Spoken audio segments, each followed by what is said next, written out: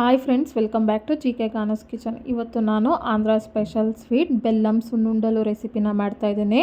ಈ ಸ್ವೀಟ್ನ ತುಂಬಾ ಪರ್ಫೆಕ್ಟಾಗಿ ಈಸಿ ಮೆಥಡ್ನಲ್ಲಿ ಹೇಗೆ ಮಾಡೋದು ಅಂತ ನೋಡೋಣ. ಮೊದಲಿಗೆ ನಾನು ಈ ಸ್ವೀಟ್ನ ಮಾಡೋದಕ್ಕೆ ಈ ಥರ 1 ಕಪ್ ಆಗೋಷ್ಟು ಸಿಪ್ಪೆ ಇರುವಂಥ ಉದ್ದಿನಬೇಳೆನ ತೊಗೊಂಡಿದ್ದೀನಿ.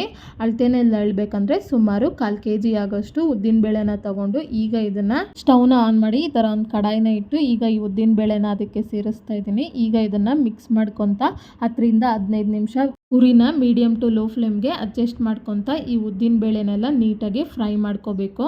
ಈ ಉದ್ದಿನಬೇಳೆ ಎಲ್ಲ ನೋಡಿ ಈ ಥರ ಫ್ರೈ ಆಗಿ ಬಣ್ಣ ಬದಲಾಗುತ್ತೆ. ಹಾಗೆ ಈ ಉದ್ದಿನಬೇಳೆ ಫ್ರೈ ಮಾಡ್ಕೋಬೇಕಾದ್ರೆ ಗಮ್ ಅಂತ ಸ್ಮೆಲ್ ಬರುತ್ತೆ.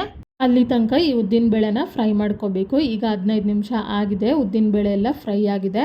ಈಗ ಉದ್ದಿನಬೇಳೆ ಫ್ರೈ ಆಗಿದೆಯಾ ಇಲ್ವಾ ಅಂತ ಚೆಕ್ ಮಾಡೋದಕ್ಕೆ ಈಗ ಅರ್ಧ ಟೇಬಲ್ ಸ್ಪೂನ್ ಆಗೋಷ್ಟು ಉದ್ದಿನಬೇಳೆನ ಈ ಥರ ಸಪ್ರೇಟಾಗಿ ತೊಗೊಂಡಿದ್ದೀನಿ. ಈಗ ಈ ಉದ್ದಿನಬೇಳೆನ ಈ ಥರ ಅರ್ಧ ಪೀಸ್ ಮಾಡಿ ತೊಗೊಂಡಿದ್ದೀನಿ. ಈಗ ನೀವು ಇಲ್ಲಿ ನೋಡ್ಬೋದು ಈ ಉದ್ದಿನಬೇಳೆ ಎಲ್ಲ ಫ್ರೈ ಆಗಿ ನೋಡಿ ಒಳಗಡೆ ಎಲ್ಲ ಈ ಥರ ಲೈಟ್ ಗೋಲ್ಡನ್ ಬ್ರೌನ್ ಆಗಿ ಫ್ರೈ ಆಗಿದೆ. ನೋಡಿ ಈ ಥರ ಫ್ರೈ ಮಾಡಿಕೊಂಡ್ರೆ ಸಾಕು, ಆಗ ಈ ಸ್ವೀಟ್ ತುಂಬಾ ಪರ್ಫೆಕ್ಟಾಗಿ ಬರುತ್ತೆ. ಈ ಥರ ಫ್ರೈ ಮಾಡ್ಕೊಂಡಾದಮೇಲೆ ಈ ಉದ್ದಿನಬೇಳೆನ ತೆಗೆದು ಸಪ್ರೇಟಾಗಿ ಈ ಥರ ಒಂದು ತಟ್ಟೆಗೆ ಸೇರಿಸ್ತಾ ಇದ್ದೀನಿ.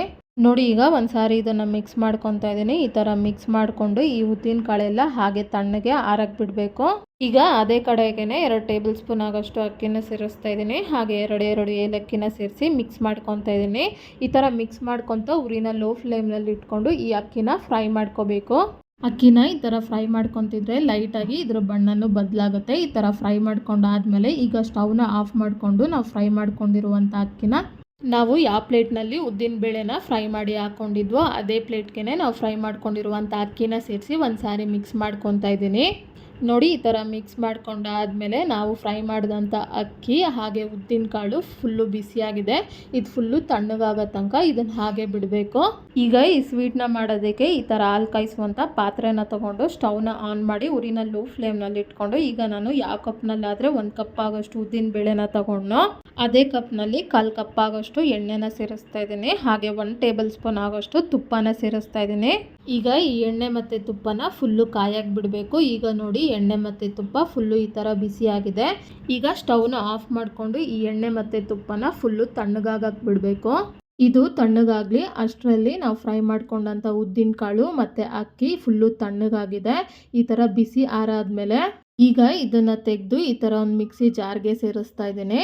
ಈ ಥರ ಮಿಕ್ಸಿ ಜಾರ್ಗೆ ಸೇರಿಸಿ ಆದಮೇಲೆ ಈಗ ಇದನ್ನು ಸ್ವಲ್ಪ ತರಿಯಾಗಿ ಪೌಡ್ರು ಮಾಡ್ಕೋಬೇಕು.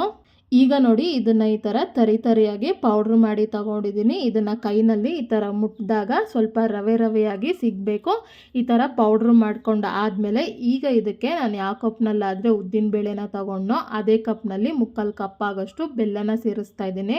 ಈ ಥರ ಬೆಲ್ಲನ ಸೇರಿಸಿ ಈ ಬೆಲ್ಲ ಎಲ್ಲ ಇದ್ರ ಜೊತೆಗೆ ಮಿಕ್ಸ್ ಆಗೋ ರೀತಿಲಿ ಈ ಥರ ಗ್ರೈಂಡ್ ಮಾಡಿ ತಗೋಬೇಕು. ಈಗ ನೋಡಿ ಬೆಲ್ಲ ಎಲ್ಲ ಈ ಪೌಡ್ರ್ ಜೊತೆಗೆ ನೀಟಾಗಿ ಈ ಥರ ಮಿಕ್ಸ್ ಆಗಿದೆ. ಈಗ ಇದನ್ನು ತೆಗೆದು ಈ ಥರ ಒಂದು ಪ್ಲೇಟ್ಗೆ ಸೇರಿಸ್ತಾ ಇದ್ದೀನಿ. ಈ ಥರ ಪ್ಲೇಟ್ಗೆ ಸೇರಿಸಿ ಆದಮೇಲೆ ಒಂದು ಸಾರಿ ಇದನ್ನು ಕೈನಲ್ಲೇ ಈ ಥರ ಮಿಕ್ಸ್ ಮಾಡ್ಕೊತಾ ಇದ್ದೀನಿ. ಬೆಲ್ಲದ ಗಂಟೇನಾದರೂ ಸಿಕ್ಕಿದ್ರೆ ಅದನ್ನು ಕೈನಲ್ಲೇ ಸ್ಮ್ಯಾಶ್ ಮಾಡ್ಕೋಬೇಕು. ಈ ಥರ ಮಿಕ್ಸ್ ಮಾಡ್ಕೊತ ನೀಟಾಗಿ ಈ ಹಿಟ್ಟನ್ನ ಈ ಥರ ರೆಡಿ ಮಾಡ್ಕೊಂಡು ಆದಮೇಲೆ ಈಗ ಇದಕ್ಕೆ ನಾವು ಆಲ್ರೆಡಿ ಬಿಸಿ ಮಾಡಿಟ್ಟಂಥ ಎಣ್ಣೆ ಮತ್ತು ತುಪ್ಪ ಬಿಸಿ ಆರಿದೆ. ಈಗ 2 ಟೇಬಲ್ ಸ್ಪೂನ್ ಆಗೋಷ್ಟು ಎಣ್ಣೆನ ಇದಕ್ಕೆ ಸೇರಿಸ್ತಾ ಇದ್ದೀನಿ. ಎಣ್ಣೆನ ಸೇರಿಸಿ ಈಗ ಇದನ್ನು ಮಿಕ್ಸ್ ಮಾಡ್ಕೋಬೇಕು. ಫುಲ್ಲು ಒಂದೇ ಸಾರಿ ಮಿಕ್ಸ್ ಮಾಡ್ದಿರಾ ಈ ಥರ ಸ್ವಲ್ಪ ಮಿಕ್ಸ್ ಮಾಡ್ಕೊತ ಇದನ್ನು ಉಂಡೆ ಮಾಡ್ಕೋಬೇಕು.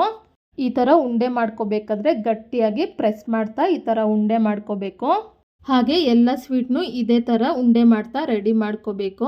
ಹಾಗೆ ಈ ಸ್ವೀಟ್ ಈ ಥರ ಉಂಡೆ ಮಾಡ್ಕೋಬೇಕಾದ್ರೆ ಸೀಳ್ ಬಿಟ್ಕೊಂಡಂಗೆ ಅನಿಸಿದ್ರೆ ಇನ್ನೊಂದು ಸ್ವಲ್ಪ ಎಣ್ಣೆನ ಸೇರಿಸಿ ಮಿಕ್ಸ್ ಮಾಡಿಕೊಂಡು ಈ ಥರ ಉಂಡೆ ಮಾಡ್ಕೋಬೇಕು.